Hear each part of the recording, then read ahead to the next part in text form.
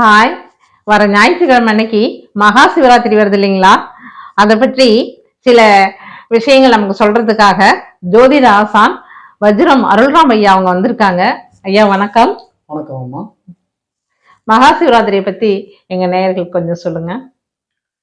இந்த மகா சிவராத்திரி சிவபெருமான வழிபடக்கூடிய ஒரு உன்னத நாளாக நம்ம கொண்டாடிட்டு வரோம். இந்த மகா சிவராத்திரியில பாத்தீங்கன்னா நிறைய பேர் சிவனடியார்கள் வழிபடுவாங்க அப்படின்னு தான் சொல்றாங்க. அது என்னைய பொறுத்த மட்டிலும் அது சரியில்லை. ஏன்னா ஜீவராசிகளாக பிறந்த ஒவ்வொரு உயிர்களும் அன்னைக்கு சிவபெருமான வழிபடணும். அவ்வளவு மகத்துவமான நாள் இந்த நாள்.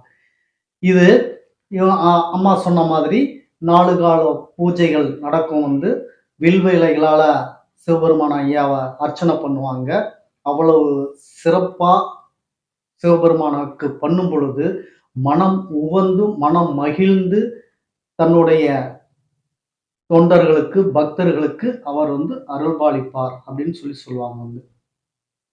நான் என்ன சொல்றேன் அப்படின்னு சொல்லி பார்த்தீங்கன்னா, இந்த ஒவ்வொரு உயிர்களும் ஜீவராசிகளும் சிவராத்திரி அண்ணன் வழிபடும் பொழுது ஒரு மகத்துவமான சிறப்பு அன்று இருக்கு. என்ன பலன் கிடைக்கும் அப்படின்னு தெரியாமையே நாம எல்லாம் வழிபடுறோம். ஆனா அன்னைக்கு என்ன பலன் இருக்கு அப்படின்றத நீங்க தெரிஞ்சுக்கிங்க. மகா சிவராத்திரி இந்த விரதம் இருந்து நீங்க சிவபெருமானை வழிபடும் பொழுது அன்றைக்கே உங்களுடைய பக்தியையும் வேண்டுகோளையும் மெச்சி சிவபெருமான் உங்கள் ஒவ்வொருத்தருக்கும் சாவி ஒன்றை தருகிறார்.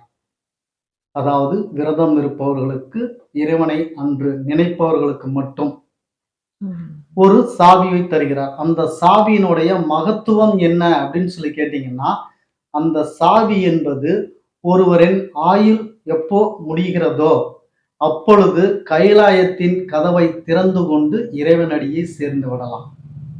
அந்த கைலாயத்தின் சாவியை தான் அன்று இரவு தன்னை நினைத்து தன்னை வருத்தி கொண்டு நோன்பிருந்து வேண்டுதல் வைப்பவர்களுக்கு கொடுக்கக்கூடிய அருள். அப்பேற்பட்ட மகத்துவமான அருளை அன்னைக்கு தரார். அதனாலதான் நான் முன்பே சொன்னேன், ஒவ்வொரு ஜீவராசியா இருக்கக்கூடிய அத்தனை ஜீவராசியும் அன்னைக்கு சிவபெருமான வழிபடணும்னு சொல்லி. இவ்வளோ அபரிதமான நாள், இந்த நாள் அபரிதமான சக்தி அன்னைக்கு சிவபெருமான் நமக்கு தரப்போகிறார். அதனால் இந்த சிவராத்திரியிலிருந்து எல்லோருமே மகா சிவராத்திரி அன்று சிவபெருமானை வழிபடுங்க, அவருடைய அருள் பெறுங்க. நன்மை, லாபம், இன்பம், மகிழ்ச்சி அத்துணையும் உங்கள் வாழ்வில் நிறைஞ்சி கிடைக்கப்பெற வேணும்னு சொல்லிட்டு எல்லாம் வல்ல என் அப்பன் திருச்சிற்றம்பலம் அவரை வேண்டி வணங்கிக் கொள்கிறேன். நன்றி, வணக்கம் உறவுகளே.